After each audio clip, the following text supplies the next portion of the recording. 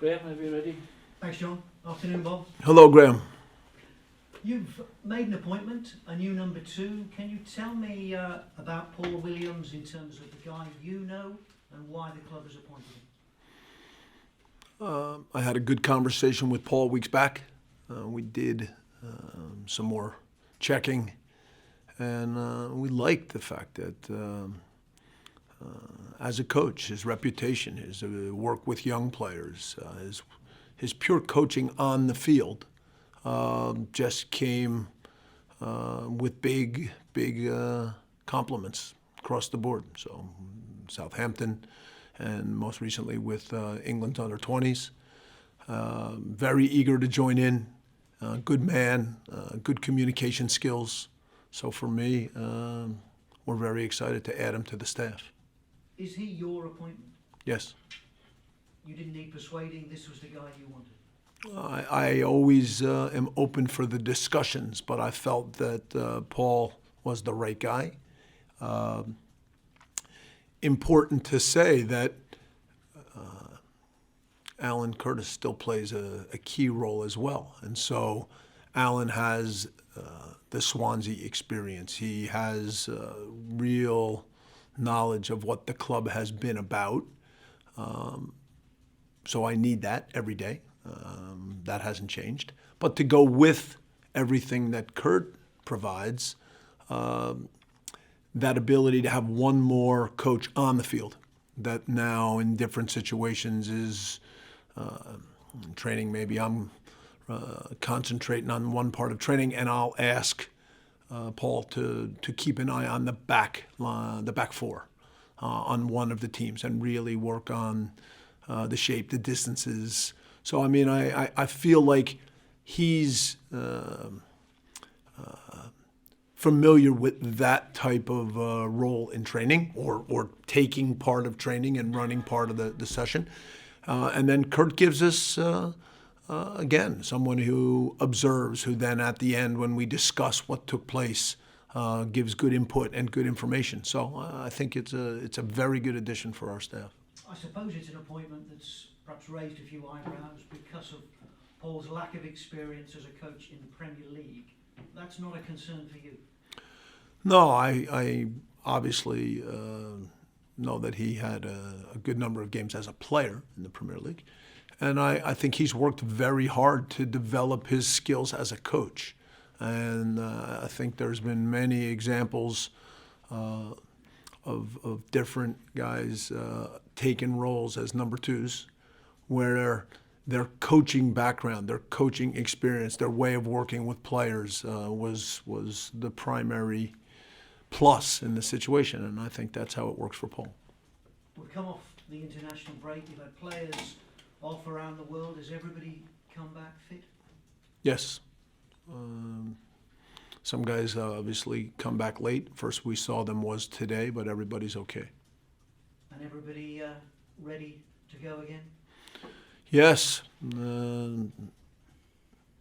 Not the best time for an international break, but then again, I don't think there's ever a great time. But certainly on the heels of the Man United game, which we didn't feel good about, especially the first half after Pogba's goal.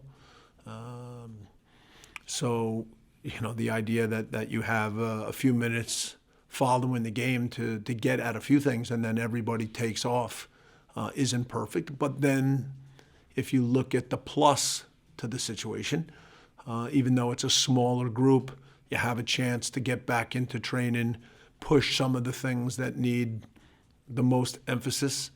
And in that regard, for me, it's now, it started with an international break. Now it's this most recent stretch, another international break, and in between 4 games. And I certainly feel like at this point, a simple message that clearly looks at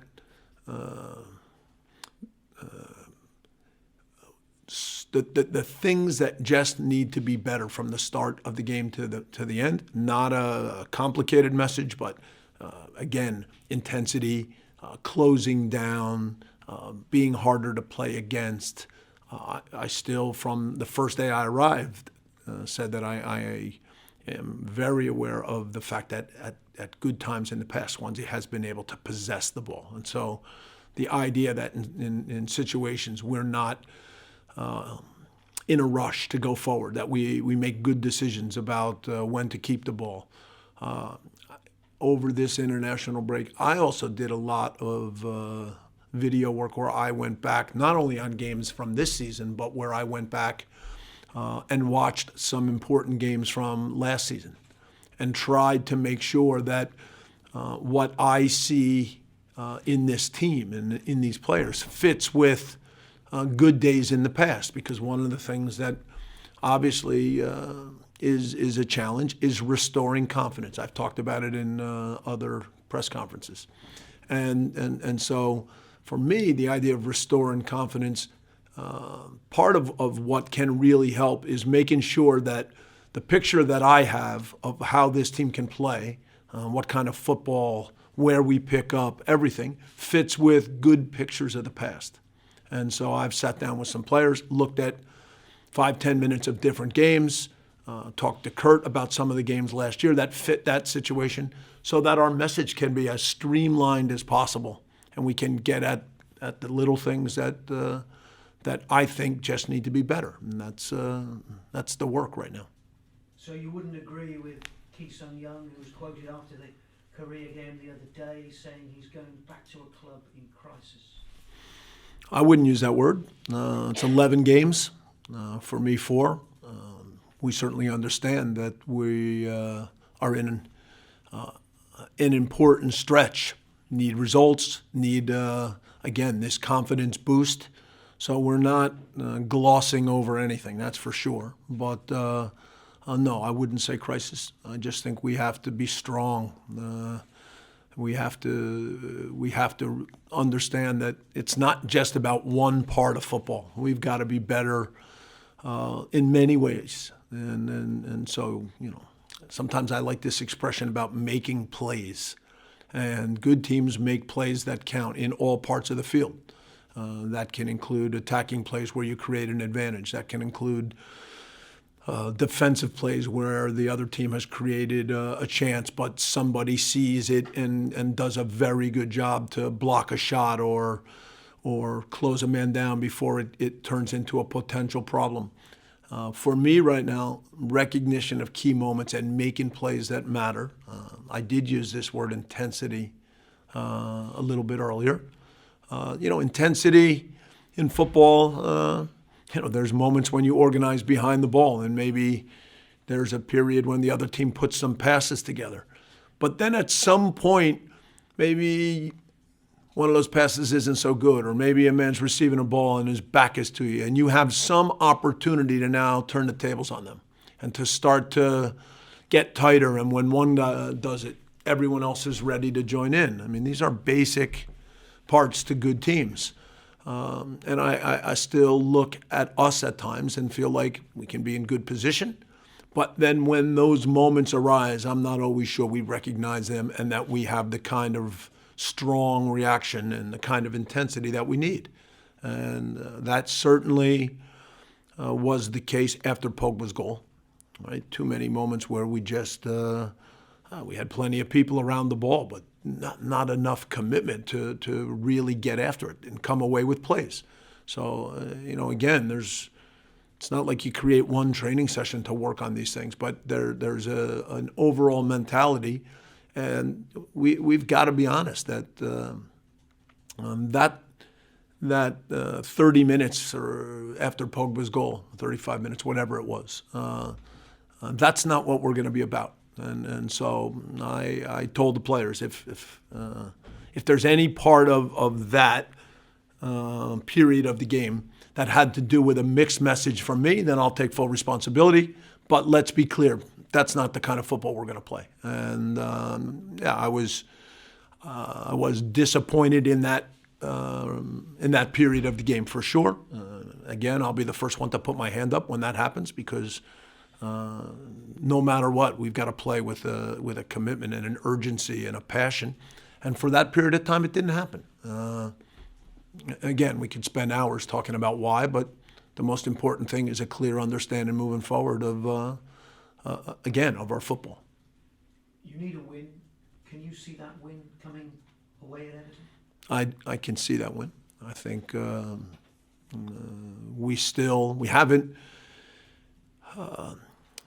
we haven't gotten the result that reinforces the work yet, right? And when you take over a team, that's really important, all right? You start to establish what good training is. You start to discuss things that need to improve.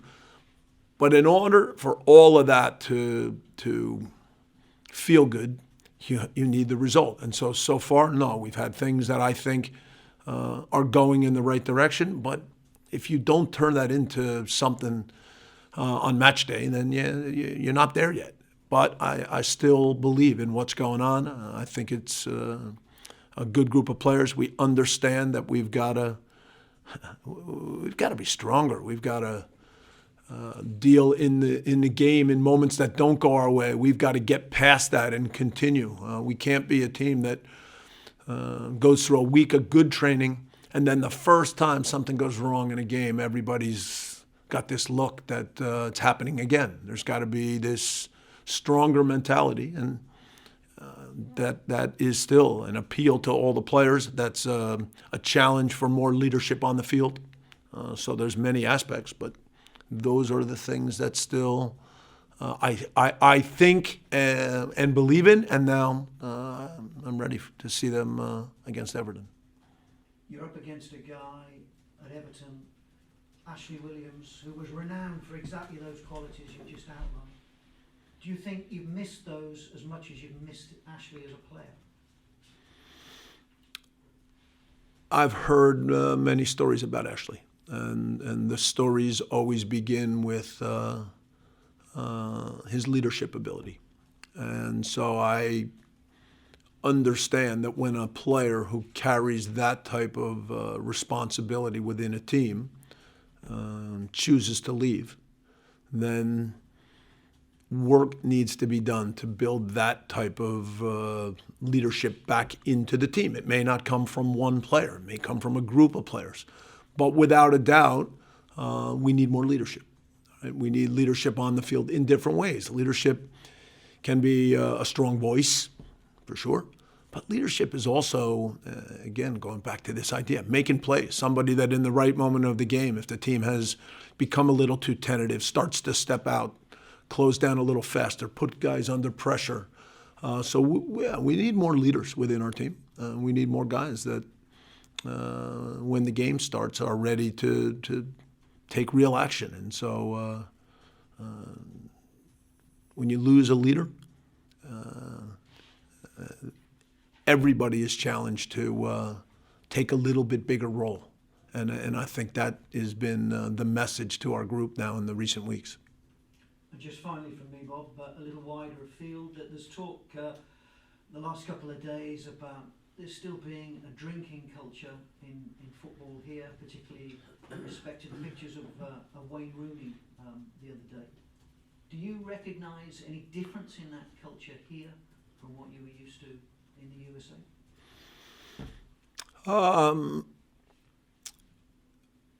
I think things have changed a great deal with so many clubs in the Premier League and the Championship. So players do recognize the need to be real professionals on and off the field. There are, of course, many stories of drinking cultures in the past. Players that gave everything on the field and also enjoyed their time off the field. But I think that has largely changed.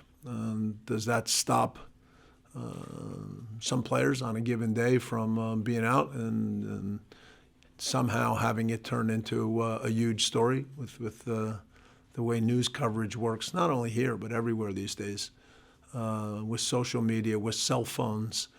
If you end up in the wrong place at the wrong time, it's gonna be out there. That's part of the responsibility as a player. And so there is sometimes the need to talk to players about that. But look, it's possible for players to make mistakes too. So you try to have a good standard, a good idea of the work that needs to be done in order to be successful. You can't follow players around. It wouldn't work for many reasons. But the idea of still challenging them to be good men, to handle themselves the right way, I think those are good discussions. And I think this time around, wrong place, wrong time, wrong hotel, wrong wedding, you name it. But, somehow it ends up everywhere. And I don't think it's that big of a story. Thanks, Bob. Bob, you talked about the time after the Pogba goal in the United game. Alan Shearer on Match of the Day that night described the first 45 minutes as the most embarrassing he'd seen at any level by Swansea City. When someone says that, first of all, do you agree? But secondly, how does that affect you? I don't know if you were aware of what he said. I wasn't aware. Look, I have great respect for Alan Shearer. If I were sitting here and we were looking at the game together, I actually thought we started okay. So if you look at the first 10, 12 minutes before the goal, there was a little bit of urgency. So this was not part of the plan. The response, I've already covered it today. For me, I was disappointed, and wherever I've been as a manager, if for whatever reason now I have a team that on a given day for some part of the game drops its intensity, loses that kind of commitment, then the first person that I look at is myself. And I ask, how did we get to that point? And then I find the right ways to look at it with the players and challenge them. So criticism after, instead of calling it 45, let's call it, 30, all right? Criticism at that point is fair. In football, there's still, you play against a good team sometimes, and now they push you a little deeper than you want to be. And there is a part that now requires that you're compact, that you're not stretched all over the field, all right? And so, I could show you pictures of Atletico Madrid, and they would be behind the ball, and they would be compact. But what I think you would see is that in the right moment, when you have a chance to get at them, there would be this reaction that would be different. And so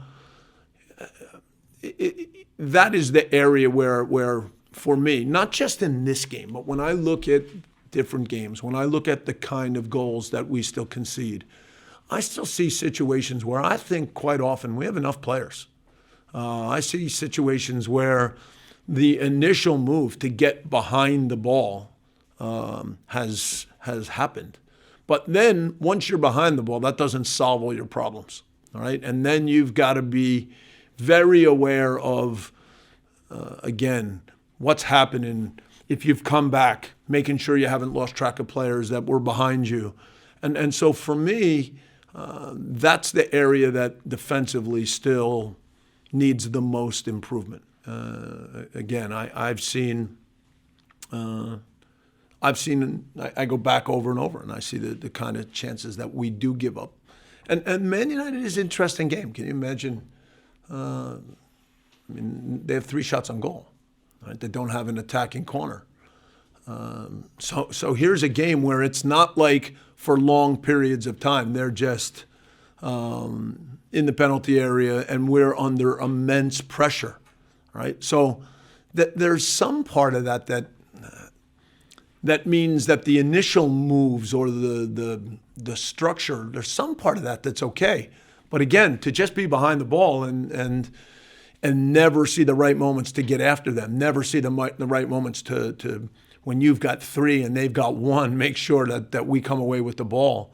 That's the part that, for me, I took the hardest. All right, I definitely was not pleased with that part, and again, I don't think that we've had that happened in other games. There's been things that yes, need improvement, but I think in other games there was this clear idea that we want to be hard to play against. We want to get after people. When we can, we want to press. We lost that after the Pogba goal. There's no two ways about it. The second half, a little better, all right, a little more dangerous, but still, all in all, not a day that we'll just sweep under the carpet, a day that we have to be honest about, but in a positive way. Again, when guys are on international break and they come back, the last thing I want to do is sit them down for a 45-minute video session on that game. So that's my earlier point. It's a quick reminder that this is the kind of football you've always played. I went back and watched many of those games. Here's what I saw, and now let's focus on the positive and make sure our football looks like that again. Do you sense that, you say Swansea City are not a crisis club at the moment, do you sense there is that feeling even among the players though? Or do you understand supporters sensing that? I understand supporters feeling their passion, their emotion, their disappointment with where we stand at the moment. Right? So that part I absolutely get. But then I've got to have an ability with the players when they show up every day to basically challenge them to understand that you don't get out of these spots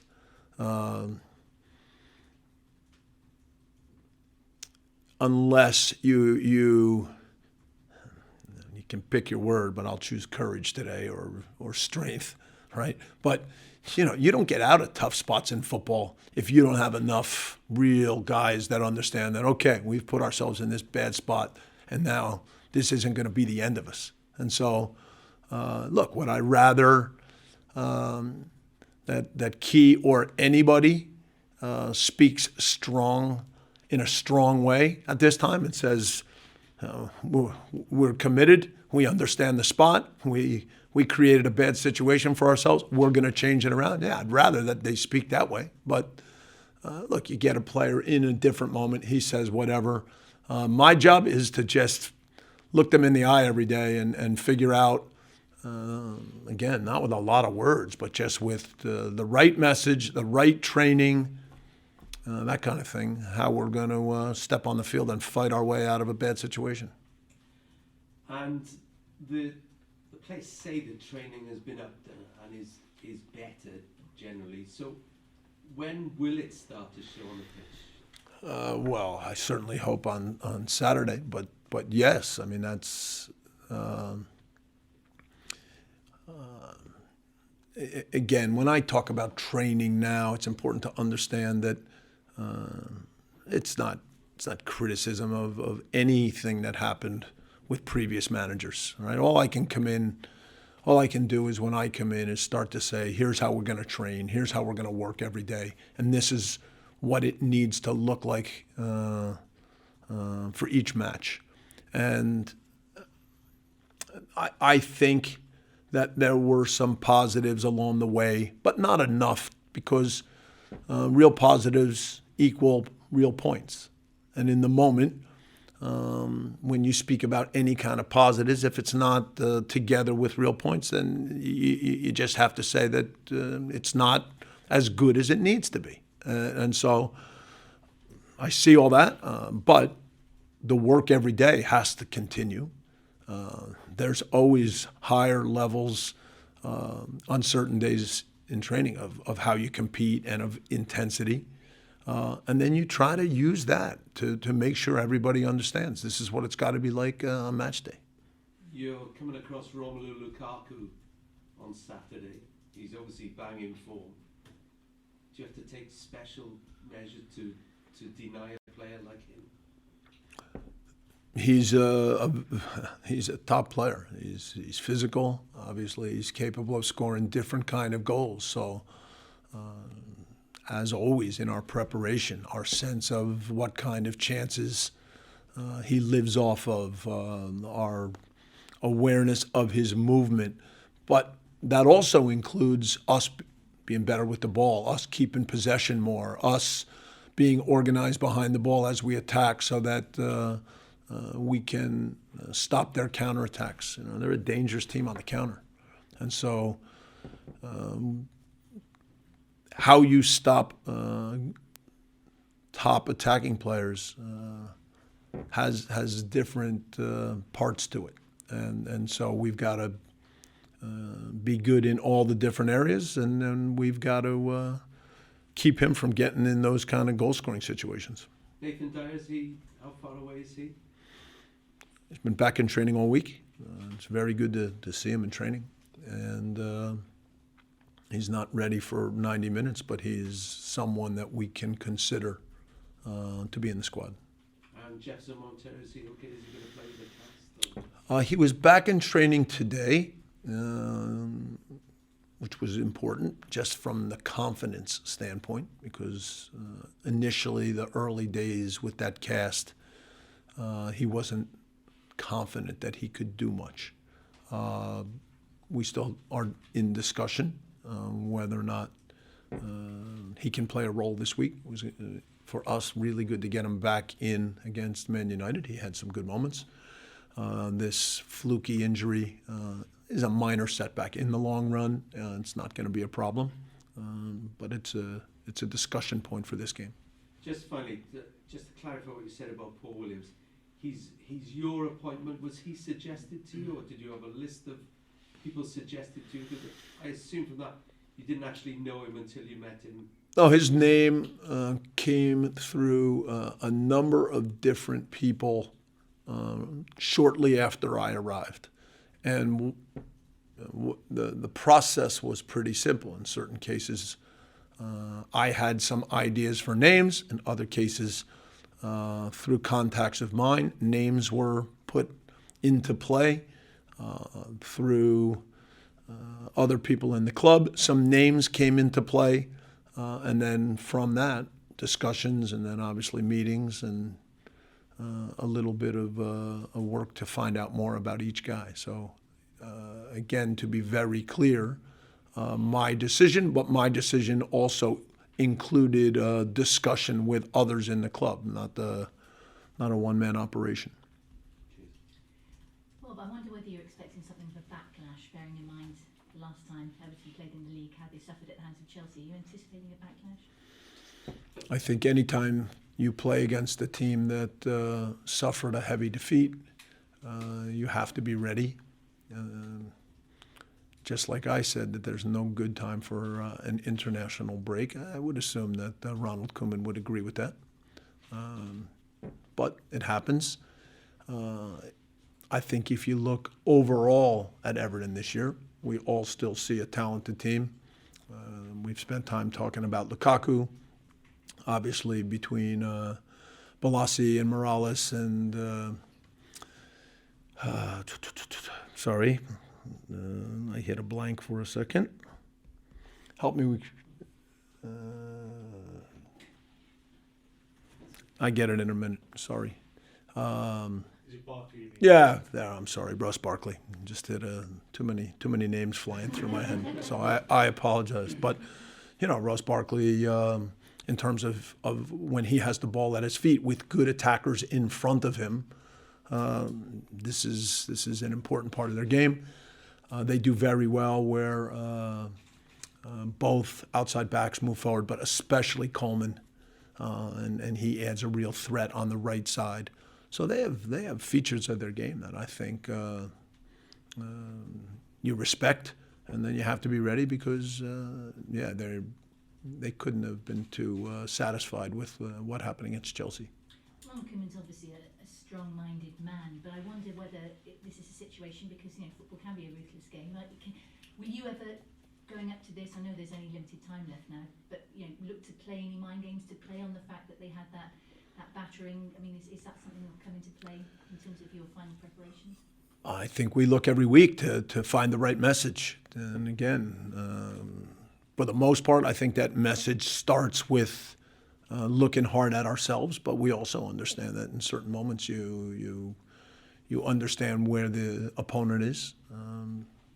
But my experience over the years is that you still start with understanding your group, understanding then at any given point the small reminders that really are important, and making sure that guys are ready to step on the field and put everything they have into a strong team effort. Finally, from me, Leon said in the week that they will do anything they need to do to turn this situation around.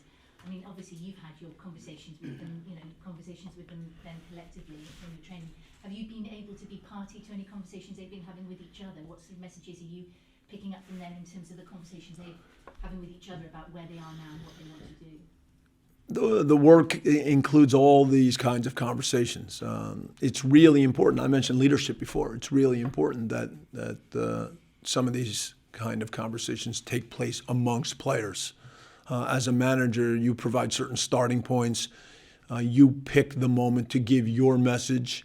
I've had some really good one-on-one discussions with guys. Leon, when we talk about somebody who understands the situation we're in, somebody who's got tremendous amount of pride about everything that's happened for him at Swansea City. Yeah, he's a strong voice, and he's a competitor, and he's a guy who, in this moment, isn't flinching one bit. And so I'm excited to know that again, when he's having some separate conversations, I can trust 100% that he's saying the kind of things that would fit with the message that I keep throwing out there. So we've got a few of those kind of guys, and it's really important because, again, as the manager, you pick your spots. It can't be just the same repeated words over and over and over. It's got to be that you know how to hit the right tone at the right moment. But then you've got to pass responsibility on to players. And sometimes in tough situations, no matter how many times you talk about it, what it really takes is a group that now just reestablishes for itself what they're going to be about, and a bunch of guys who fight harder, and then in the end make some plays that determine results. Well, I hope you get the result at the weekend. Good luck. Thank you. Thanks for your time. Thanks very much. Thanks, Bob. Do the written across the way.